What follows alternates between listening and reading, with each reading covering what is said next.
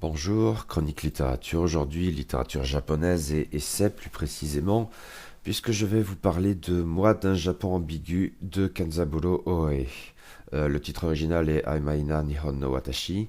C'est traduit du japonais par René de Sekati et Ryoji Nakamura. Ça a été publié aux éditions Gallimard.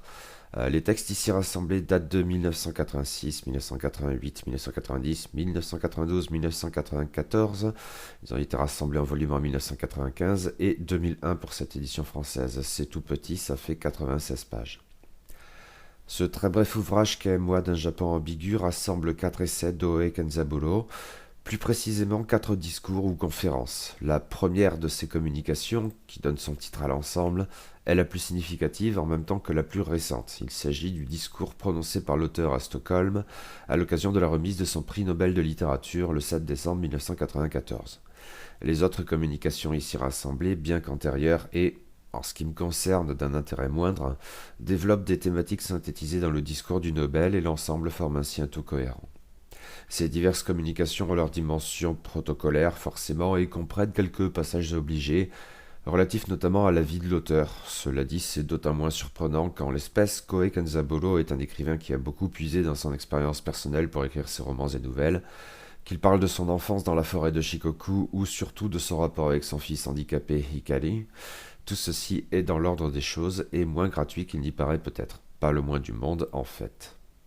Il en va d'ailleurs de même quand l'écrivain, au cours d'un voyage, ressent le besoin d'expliquer la littérature et plus largement la culture japonaise à son éditoire européen ou américain, avec 3 jalons, le dit du Genji de Murasaki Shikibu, l'œuvre de Soseki, et la sienne, d'une certaine manière, même s'il prétend aussitôt ne pas avoir l'arrogance de se hisser au niveau des 2 jalons précédents. Mais il faut aussi mentionner, et ça le concerne là encore, son enthousiasme pour la littérature d'après-guerre, il faudra y revenir. Ceci aussi, dans une égale mesure, quand il témoigne de son goût pour la littérature occidentale. Parcourant la Scandinavie 2 ans avant de recevoir le Nobel, il évoque la littérature suédoise notamment, et tout spécialement le merveilleux voyage de Nils Holgersson à travers la Suède, comme un livre qui l'a beaucoup marqué dans sa jeunesse, et il y reviendra lors de son discours à Stockholm dans les mêmes termes. Mais il cite aussi d'autres œuvres peut-être moins clichés des lettres scandinaves. Son goût pour la littérature française, et tout autant les philosophes français à vrai dire, est connu et régulièrement illustré ici, via par exemple aussi bien Rabelais que Céline ou Sartre, et dans le discours du Nobel d'une certaine manière il joue des cartes de William Butler Yeats et W.H. Auden contre Kawabata Yasunari. Et c'est probablement là que réside l'essentiel. Le titre Moi d'un Japon ambigu, qui est donc celui du discours du Nobel, renvoie directement et ouvertement au discours prononcé dans les mêmes circonstances par Kawabata Yasunari en 1968. Ils demeurent, à ce jour, les seuls écrivains en langue japonaise à avoir été récompensés par le prix Nobel de littérature. L'auteur des Belles Endormies, entre autres, avait livré une communication intitulée Moi d'un beau Japon. Et Oe le dépeint avec force, lisant en japonais, un auditoire qui n'y comprenait rien, des poèmes de Heian. Kawabata, dans son discours, avait choisi de mettre en avant son pays et sa culture pour mieux les faire connaître et apprécier tous deux de par le monde. Et le Nobel était sans doute une occasion idéale pour cela, même si cette anecdote sur les poèmes non traduits constitue en même temps comme une métaphore éloquente. Quoi qu'il en soit, Kawabata, parlant de son pays, ne pouvait l'envisager que comme étant beau. Oe ne nie pas cette beauté, pas plus d'ailleurs qu'il ne dénigre de la sorte son prédécesseur au Nobel ou son œuvre, loin de là. Cependant, le discours de Stockholm lui paraît l'occasion d'envisager la question d'un œil différent, et, faisant appel donc à Yeats, Oe choisit de mettre en avant l'ambiguïté de son pays et les sentiments contrastés qu'il suscite en lui.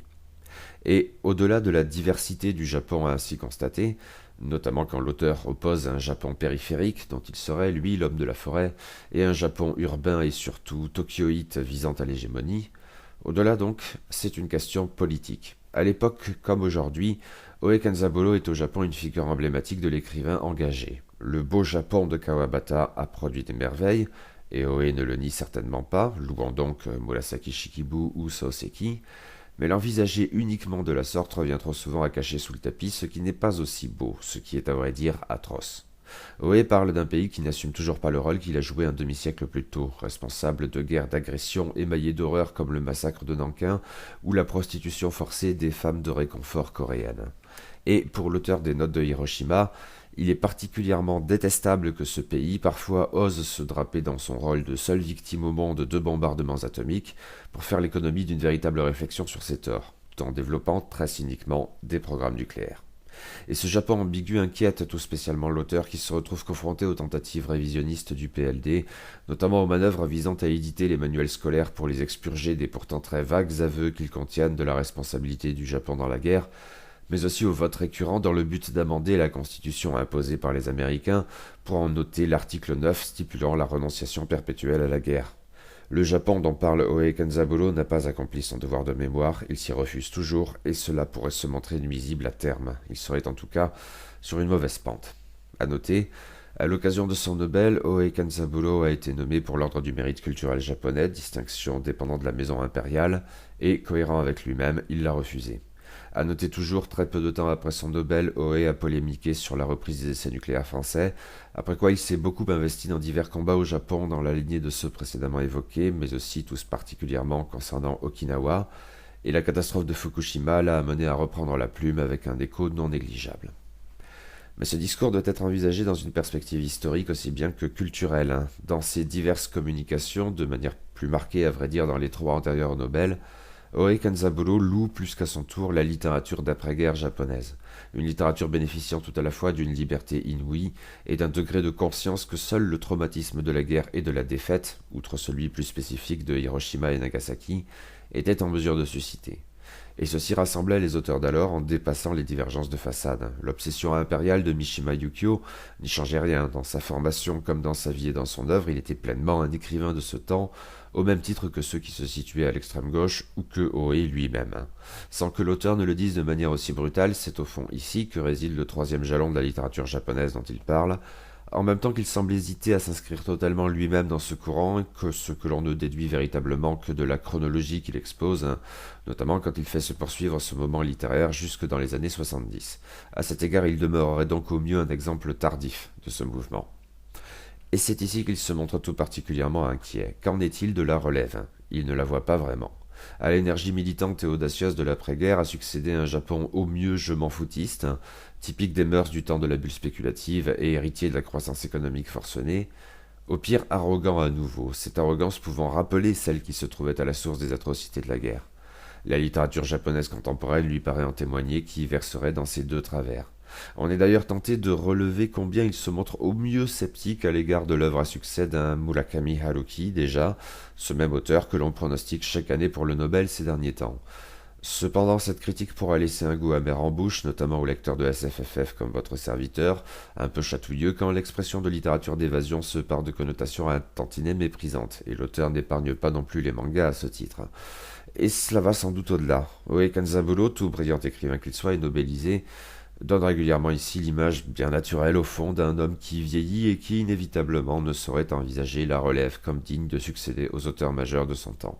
C'est particulièrement sensible et parfois un brin agaçant dans la dernière communication du recueil sur la littérature japonaise moderne et contemporaine, prononcée en 1990 et rédigée directement en anglais.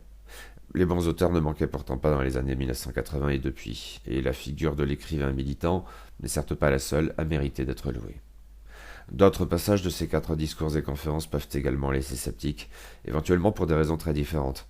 Je me dois d'avouer mon inculture. Quand Oe Kenzaburo verse davantage dans la philosophie, surtout contemporaine et régulièrement française, j'ai du mal à le suivre. En comparaison, mais cela tient peut-être, probablement, à l'auditoire de ces communications occidentales et plus ou moins familiarisées avec la culture japonaise, Oe Kenzaburo tend à présenter cette dernière de manière assez convenue et somme toute assez peu enrichissante. Non, décidément, c'est quand il traite de ce Japon ambigu qu'il se montre le plus convaincant. Cependant, même si le discours du Nobel me l'a parfois laissé croire, ce petit ouvrage n'a certainement pas, à mes yeux, la force d'évocation, la pertinence et l'étrange beauté des notes de Hiroshima, pour en rester dans le registre de la non-fiction. Et à cet égard, cette lecture a été globalement une déception. Si le discours du Nobel n'est pas sans intérêt, l'ensemble me paraît cependant un peu mineur et somme toute très dispensable. J'ai plusieurs romans et nouvelles de l'auteur à lire, et j'en attends bien davantage.